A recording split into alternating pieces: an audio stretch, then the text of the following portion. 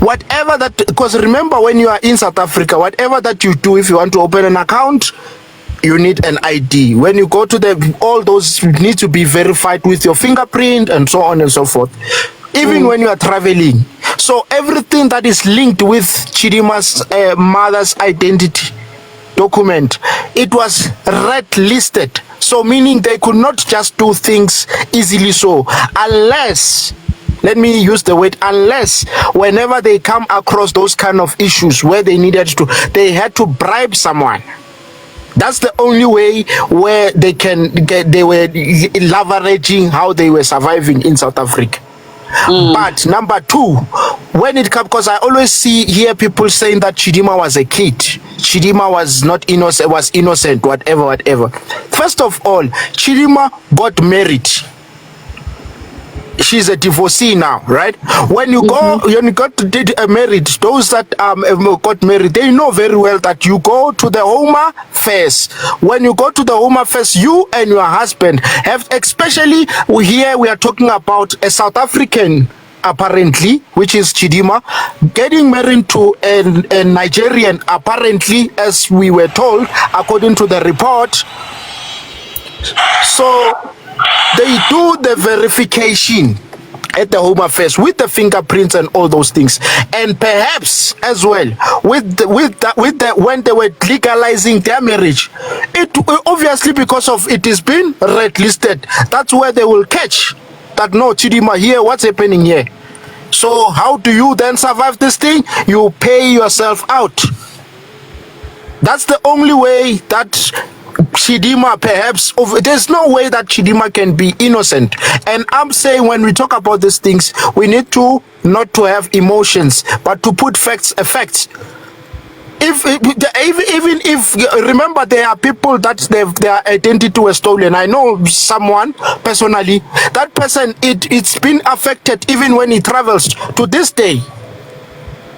Even though it was rectified at the home affairs that it was this, but to this day, whenever they go, they travel, it's been highlighted that no, there's something wrong with this identity or this passport.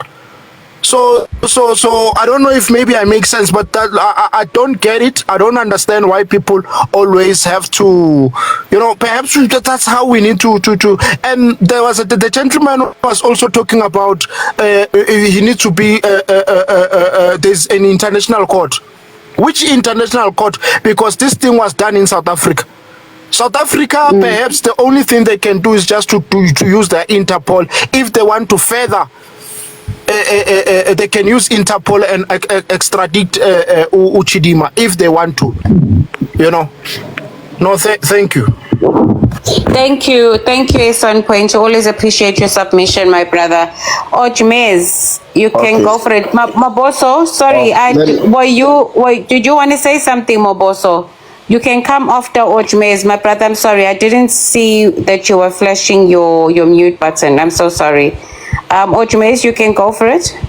Okay. I want to come in with from the side. He said they can extradite Chidimma. The level Chidimma is right now, I don't think South Africa has the right to extradite her anymore, because everything is allegedly. There is no proof yet. Everything is allegedly. So when you're quoting, you have to think twice. Everything is still under allegation. There has not been proof. Everything you guys are talking that she's guilty of this, she was not the one that committed it. She's not the culprit. So no matter what, you don't have the right to extradite her. Nobody has the right currently. So if you guys hold on, let's allow him to speak. Hold on, don't stop interjecting people because you've been doing that.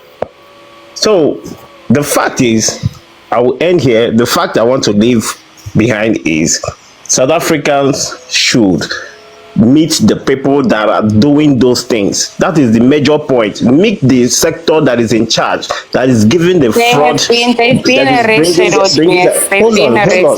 The people that is bringing out this thing are the major people to meet, because they are the one that canvass. They are the one canvassing their job. They canvass their job to people and make people to commit that evil. If they are not canvassing their job, people will not start doing this. So let's stop all this hatred of a thing and focus on the right thing. Thank you, Ojmes. God is with the girl. So let's leave the girl alone. Let me hold come on, in there. Atkin. Wait, guys, Okay, can we not thank please, you. guys, Okay, please. thank you. Please Thank mute? you. Can you please mute, Atkins? Thank you. Ojmes, are you done with your submission? Yeah, I'm done. Okay, Maboso, you can go ahead, my brother. Yeah, thanks, host. I don't know why Nigerians believe they can give terms to South Africans and the government in terms of what we do with this lady who was groomed and benefited from our resources. So I think they should just leave it. They don't have any power over what we do moving forward. But the bigger picture is this. Here, I believe how the law works is this. If the law find me with an identity that is fraudulent, the law cannot see my parents or anyone. What the law sees is that I am the one with an identity that is fraudulent in that moment. Now, the second part is how I got that ID. That's a second story. Bottom line is when the law found out I was the one with a fraudulent identity before my parents, before anyone who issued that law. The story of whether Chidimma got that when she was young, it's not even known. It's what people assume. You know, that's an assumption. So what we know so far is that the law found Chidimma in the hands of a fraudulent identity. That's a crime on its own. Whether now moving forward, Chidimma was issued when she was young, she's not responsible for that. That's another story. That's up to when they continue to investigate. What we know so far is that Chidimma is having a fraudulent identity in South Africa. That's it. You coming here doing speculations that you even go as far as saying Chidimma, she's innocent. You don't know that. So where are you guys getting this idea that she's innocent? Because we don't know whether her mother was the actual perpetrator in her getting the ID. There's not even evidence of where Chidimma was born. And many people in South Africa today, they can inherit and get a fraudulent identity when they're old. That has been happening all the time. People come here when they're full old adults and get an identity fraudulently. So we don't know the case of Chidimma when she got the identity. This is an ongoing trial.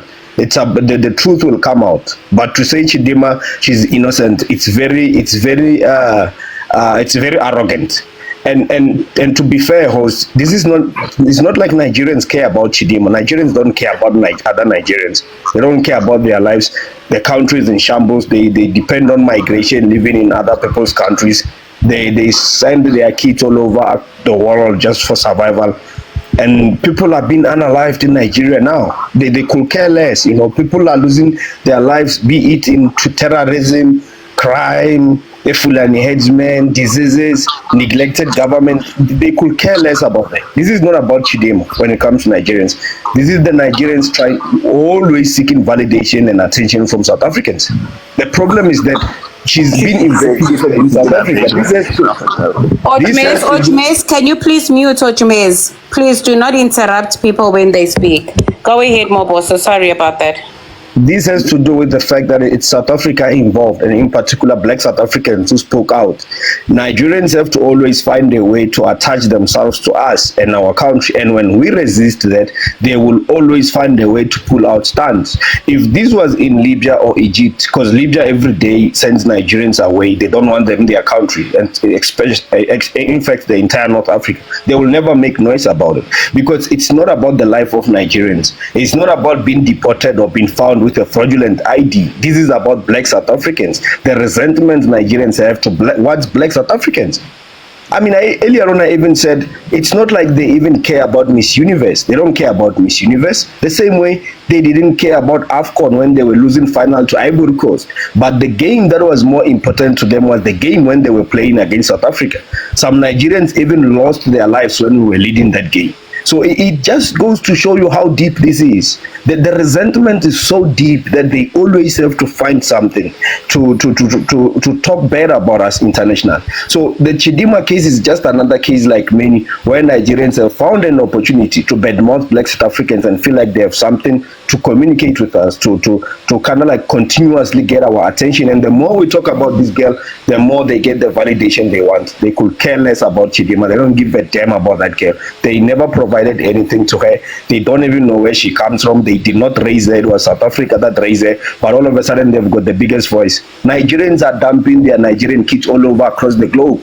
Everywhere you go, you see Nigerian kids. They don't care about them because they don't even know how to support them back home in Nigeria. So obviously Nigerians don't care about the life of Nigerians. This has nothing to do with Chidimma. This has to do with the fact that this whole situation is attached to the name of Black South Africans, and that's the bottom root of the problem here.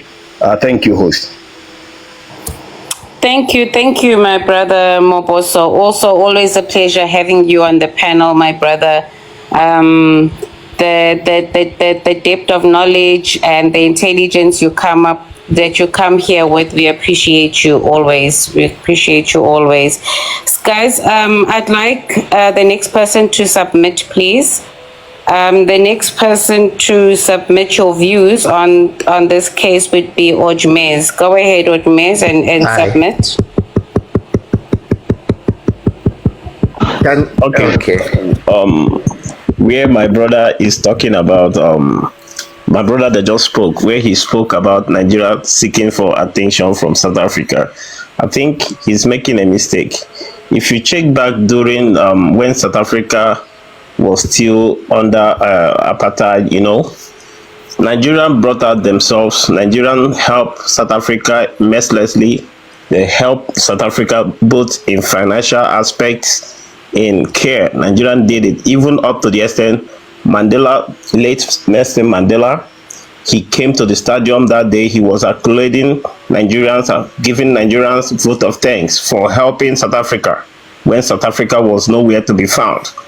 So all this at times fighting Nigeria, crucifying Nigeria, I don't see where it will lead us.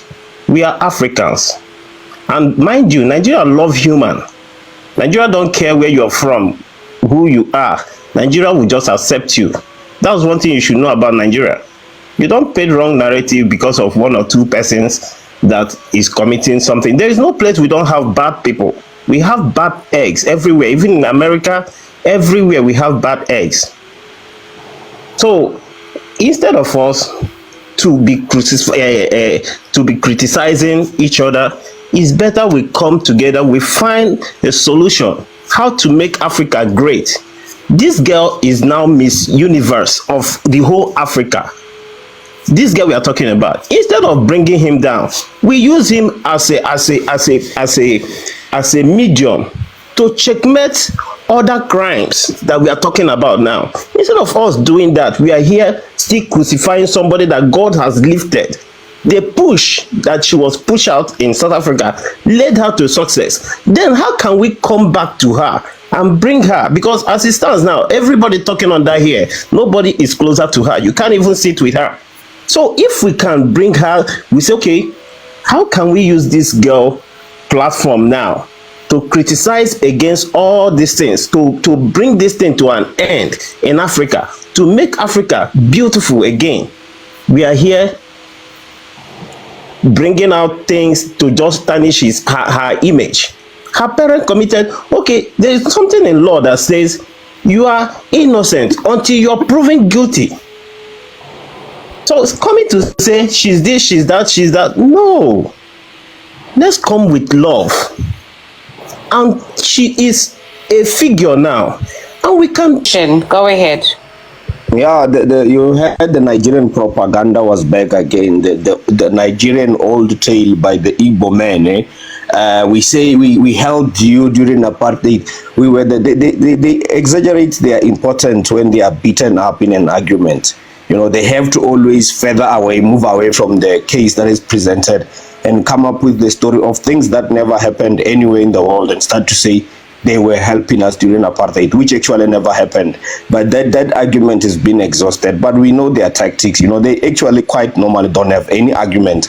They can't present anything of like tangible in any debate. So they have to always go back to an imaginary event of helping South Africa, which never happened in any history. But the Chidimma case, as I said, it's a case when we know Nigerians don't care about the lives of Nigerians. They butcher each other there every day. They eat each other every day to a point where they want separations. The Igbos want their Biafra, and the guys in the north, they are considered their own laws. It's a divided situation. They don't like each other at all. Currently now there's all kind of organized terrorism happening there. That's why they can't live in that country. It's inhabitable. So they have to always try to come here online and push the Nigerian propaganda, which we know the Nigerian propaganda is just, you know, the sad part about this, about all these things is they actually believe these things. Nigerians themselves, they actually believe their own lies. So you're dealing with people that cannot be saved by anyone. That's why even their own government can't do anything about Nigeria itself. So the Chidimma, they don't give a damn about Chidimma, as I said. This lady is a nobody, they don't care. He even went as far as saying we can't sit next to her. You know, to Nigerians, Chidimma now is a billionaire, you know, so they're not used to winning anything at all. So all this is a win for them, and we will be told this until Jesus Christ comes back. Remember, we are used to winning. We win every day. It's not a thing to even brag about, especially it's an individual win. So we don't really see it as a problem. I always say that the Chidimma issue ended with us when we removed her from our South Africa. That's what we achieved our goal. Moving forward, it's up to government now to follow up with the law and allow the law to take its course. Now, Nigerians come here online and fight every day as if they care about the lives of Nigerians. For me, that's a weird part. They don't give a damn about the lives of Nigerians. Hence, I said, this is not about Chidimma. This is not about the legal law of South Africa wanting to arrest Chidimma and her family. This is about the fact that black South Africans are involved and are the ones behind this. In the top 50 of cities in the world that crime is the highest in the world. Do you have any idea of that? Yeah, I have. Which country would that be? Mostly will be South African cities, American cities. Okay, now the cities, please. The cities. Yeah. What am I saying? Are you even listening? Mostly will be South African cities, South American cities, perhaps other cities of other places that I don't know of. What's your point? All right, my point is that, and this has been for years, before even Nigeria started coming to South Africa. You understand? That will be, you have Cape Town, Durban, Nelson Mandela Bay, Johannesburg, Marisburg. That's not true. This is Pretoria. Please hold on, Thea. Let's not interrupt. Let's allow him to submit. My boss will then take him on. Go ahead, Mazi. So these cities are all South African cities. That's there's not even any other African country that makes that list and among the top 50.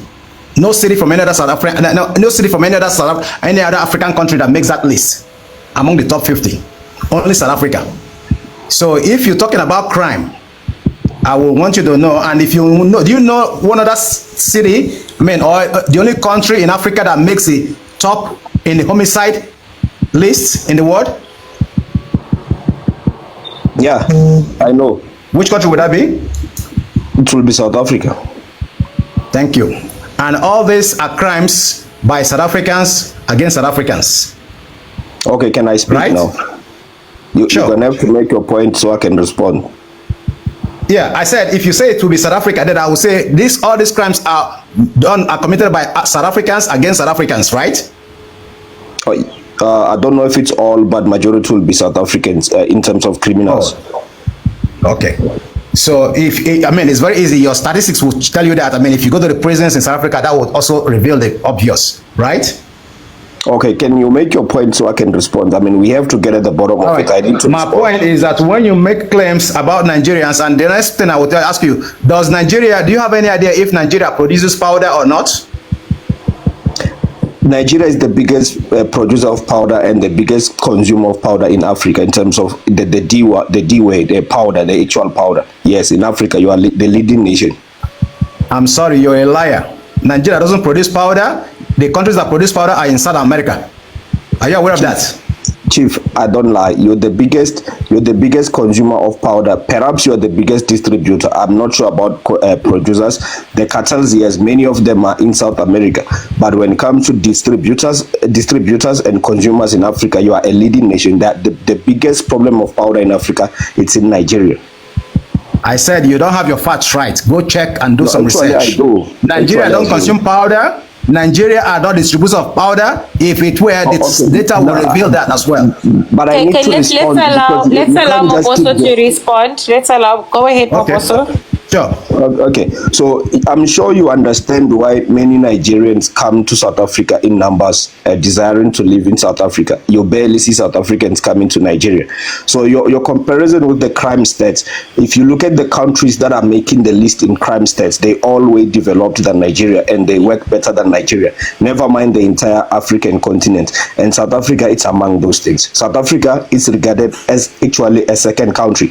There's a measurement that you need for your country to hold a specific status in terms of measuring the development of a country, the standards of a living, or perhaps the Human Development Index. You cannot compare Nigeria in crime to South Africa. Nigeria is actually regarded as a failed state. So a lot of things are going unreported under the carpet in your country. That's why many of you don't even desire to live in South Africa. Many of your people, if given an opportunity, they would rather live in South Africa than Nigeria. It's because in actual reality, the crime rate in South Africa, it's not as high as Nigeria. South Africa is not a failed state. It's a state that has got accurate information. There's superior systems that are working in monitoring things that are happening in South Africa as compared to the opposition, which is Nigeria. So you can read the stats and see our cities are up there. But that's because the stats are barely reported in Lagos or Abuja. So you have got the highest crime rate. You're actually not dealing with crime or violence only.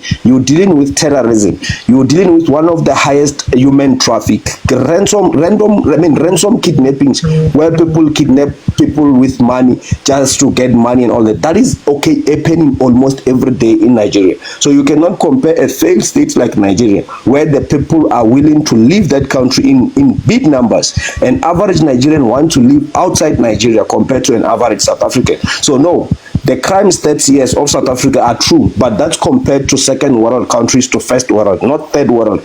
In fact, I put Nigeria as a fourth world, you're not even a third world, because many third worlds in Africa are doing way better than Nigeria. So you're yet to even reach a status of third world. You are a fourth world. South Africa, it's a second world country that is trying to reach development, which will be the first world. So you cannot compare a working country that has got systems that are reported and occasionally transparency through the government with a failed government like Nigeria. You don't even trust your own government. It's weird that you're even talking about stats. You don't trust the government of Tinubu. So why will you trust any stats from your country?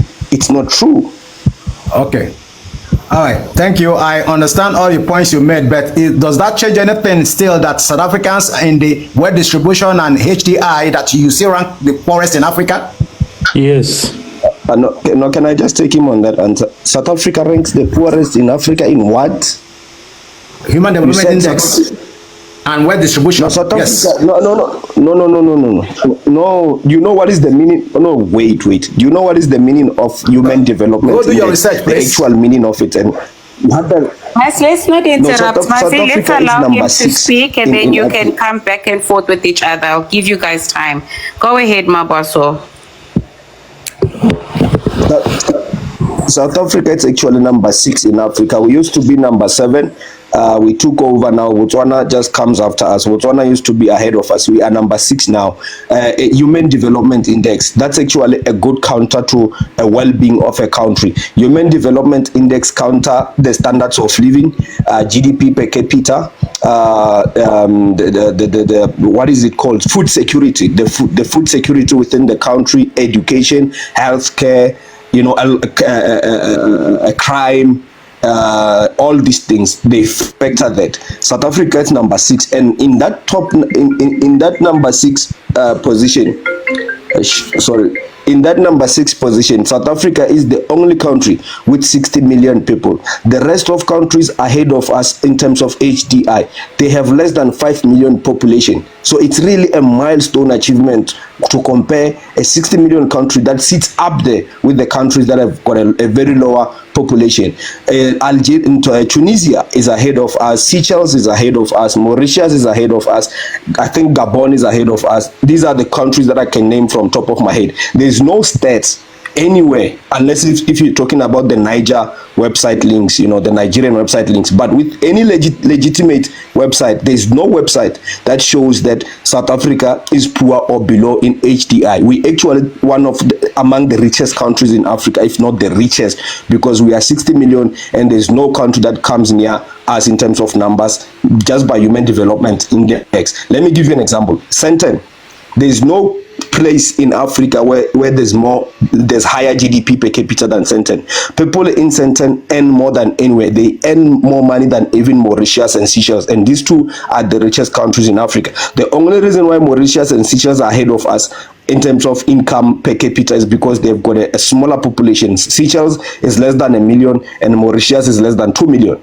You really can't compare South Africa with any country in Africa. That's why South Africa, out of 100% of all shopping centers that are found in Africa, 88% of shopping centers are allocated in South Africa.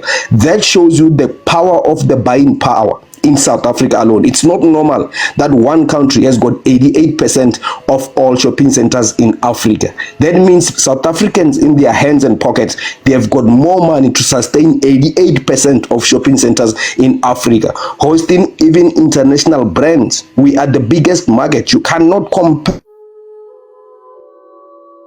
You can't be saying these things if you even know the economy at the basic level. It doesn't make sense. But thanks, host. I'm talking about HDI of black South Africans compared to other African countries. So if you could address that. That's also, did you hear that? Okay, sorry, go ahead, Mazi.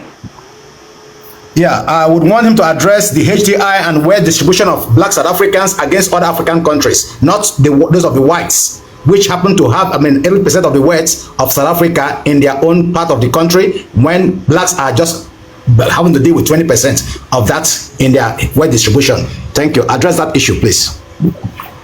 Go ahead, Maboso.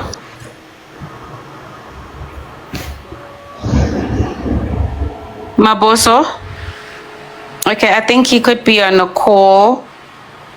Let's just give him some time. Maboso, are you back? Let's just give him. And then Matthew will get the answer from Maboso when Maboso's network is fine.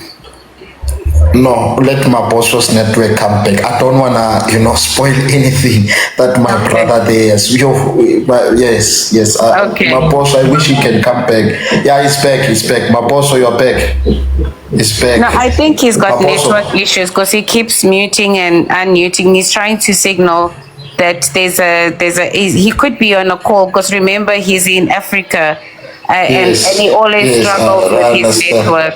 Yeah, he always struggles with his network since traveling. He's in the